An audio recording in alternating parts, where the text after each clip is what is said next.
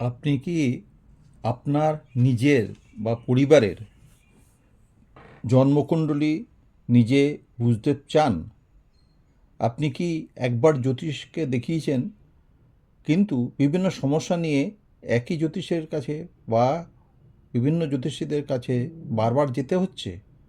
আপনাকে অনেকগুলো প্রতিকার রত্ন ধারণের জন্য বলেছে।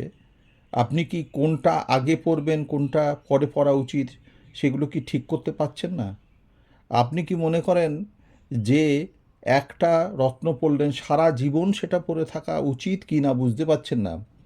আপনাকে কোনো জ্যোতিষী বলেছেন যে আপনার রাজযোগ আছে, অথচ সেই রাজযোগ কাজ করছে না। তার জন্য কি আপনি চিন্তায় আছেন?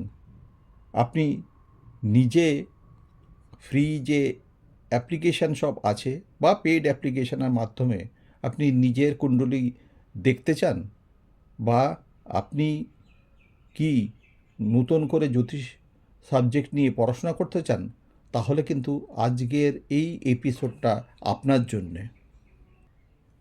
উদাহরণ হিসাবে একটা ডেট নেওয়া হয়েছে, সেখানে ওটা বসানো হয়েছে, সেই ডেটটা বসানো হয়েছে, বসিয়ে একটা নাম নেওয়া হয়েছে। তাতে যে কুণ্ডলীটা বেরিয়েছে সেটা আমরা পর্যবেক্ষণ করব। আমরা জানি যে এই নর্থ ইন্ডিয়ান স্টাইলে যে ছকটা আপনারা দেখতে পাচ্ছেন, তাতে মেষ, বৃষ, মিথুন, কর্কট, সিংহ, কন্যা, তুলা, বৃশ্চিক, মকর, ধনু, কুম্ভ, মীন, এই যে রাশি আছে, এই রাশিচক্রে আপনার বিভিন্ন গ্রহগুলো আছে। আপনারা জানেন যে 9টি গ্রহ রয়েছে, 12টি ঘর, 12টি রাশি রয়েছে এবং 27টি নক্ষত্র রয়েছে।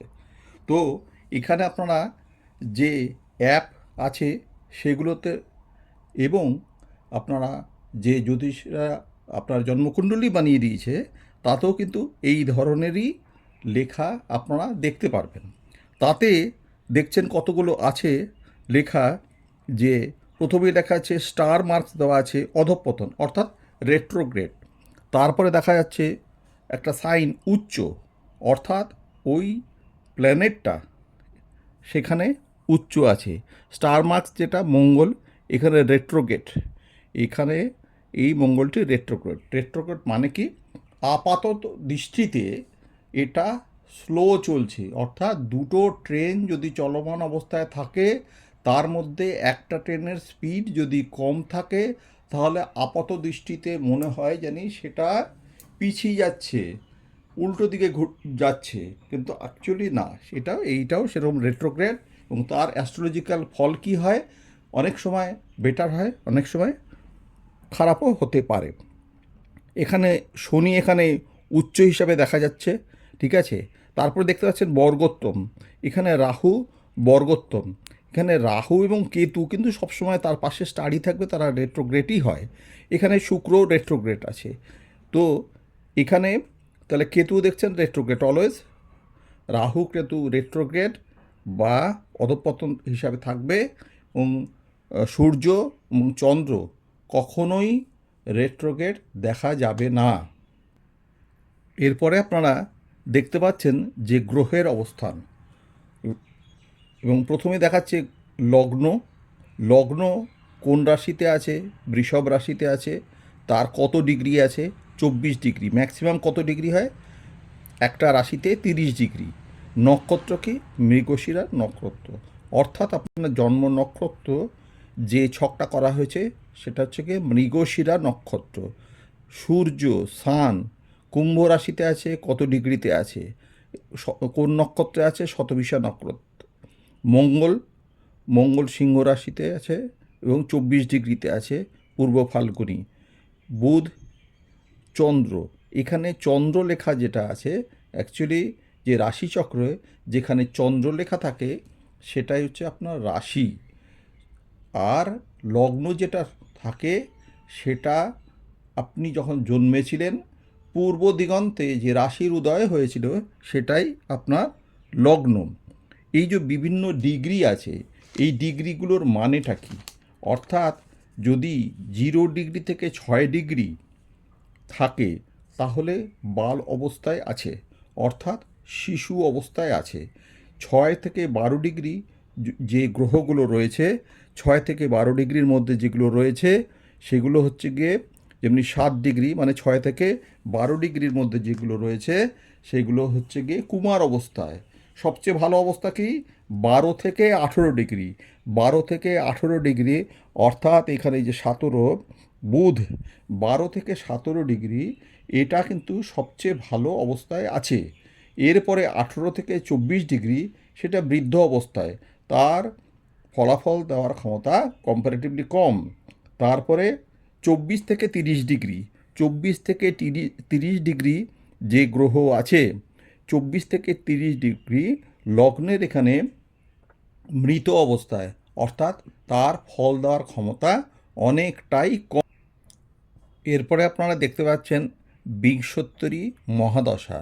আমাদের মানুষের 120 বছর আয়ু এটা মনে করা হতো, এবং সেই হিসাবে সব গ্রহের বিভিন্ন সময় হিসাবে আমাদের জীবনকালকে ভাগ করা হয়েছে। এখানে দেখা যাচ্ছে চন্দ্র চন্দ্র দেখাচ্ছে 29-10-16, অর্থাৎ এই শেষ দিনটি হচ্ছে গিয়ে এত দিন অবধি, এই জন্মছক 12 সালে তৈরি করা, তো তার কিন্তু 2016 সাল এই অবধি কিন্তু তার চন্দ্রের দশা চলবে। তারপরে তার চলবে মঙ্গলের দশা, কতদিন? 23 সাল অবধি। তারপরে চলবে তার বৃহস্পতির দশা, রাহুর দশা চলবে 41 সাল অবধি। তারপরে বৃহস্পতির দশা 57 সাল অবধি, শনির দশা 76 সাল অবধি। শুধু এইগুলো হচ্ছে মহাদশা। এই মহাদশা সময় আপনার সেই ধরনের ফল পাবেন। কী ধরনের? এরপরে দেখানো হয়েছে অন্তর্দশা, বিংশোত্তরী অন্তর্দশা। চন্দ্র দশার মধ্যে চন্দ্র কতদিন, তারপরে চন্দ্রর পরে মঙ্গল 2008 সাল, চন্দ্র বৃহস্পতি 11 সাল, এইভাবে চন্দ্র সূর্য সেটা 16 সাল অবধি চলবে। এখানে সেটা এবার আপনারা দেখতে পাচ্ছেন যে বিভিন্ন যোগ দশা। মঙ্গল দোষ এখানে উচ্চ, এই যে জাতক তার উপস্থিত আছে এবং সে উচ্চ আছে। কালসর্পযোগ নাই, ধনযোগ উপস্থিত, বাকি যে যোগগুলো আছে উপস্থিত আছে। এবার এই সব যে যোগগুলো, খারাপ যোগগুলো আছে, সেগুলো কিভাবে কাটানো যায়, তার জন্য কি প্রতিকার আছে, সেইগুলোও লেখা থাকে। সেইগুলো আমরা অনেকে বুঝতে পারি না, বারবার বিভিন্ন জ্যোতিষীর কাছে যাই। এই এপিসোডটা সেই কারণেই যতটা পারা যায় বোঝানোর জন্যে। এবার আপনারা দেখতে পাচ্ছেন যে বিভিন্ন উপায়, কি কি রেমেডি করা যায়।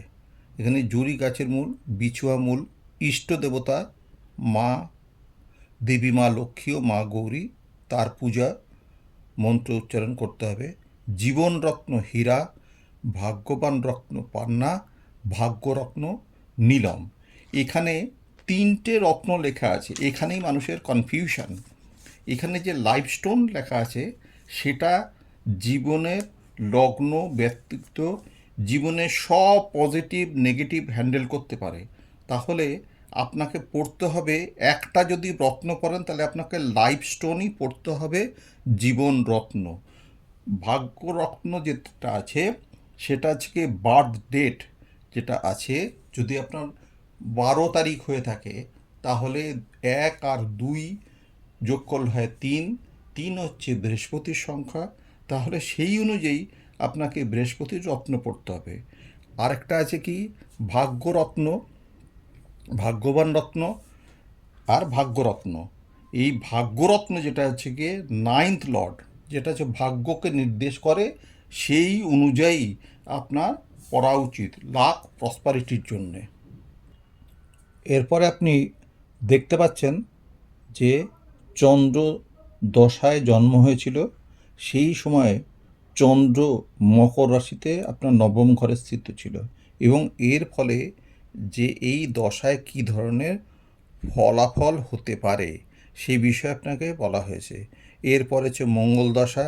মঙ্গল দশায় যে ধরনের ফলাফল জীবনে আপনার আসতে পারে আগাম তার নির্দেশন দেওয়া হয়েছে। এরপরে রাহুর দশা। রাহুর দশাতে কি কি ফল হতে পারে সেই বিষয়ে বিবরণ দেওয়া হয়। এরপরে দেখা হয়েছে যে নক্ষত্র ফল।